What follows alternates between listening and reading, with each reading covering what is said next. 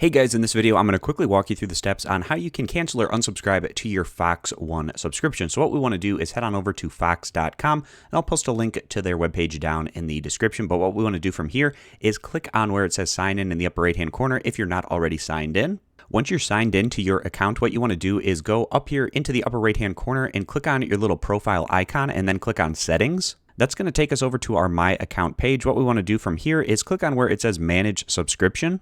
From this page, it's going to show you your subscription information as well as how you're paying for the subscription. So you can check on all the different Fox One plans right here. But if you'd like to cancel, what you can do is go over here to the side where it says cancel and click on that. Then from there, you can give a reason as to why you're canceling, and then you can click the cancel option here at the bottom. And then again, you need to confirm the cancellation and then click submit.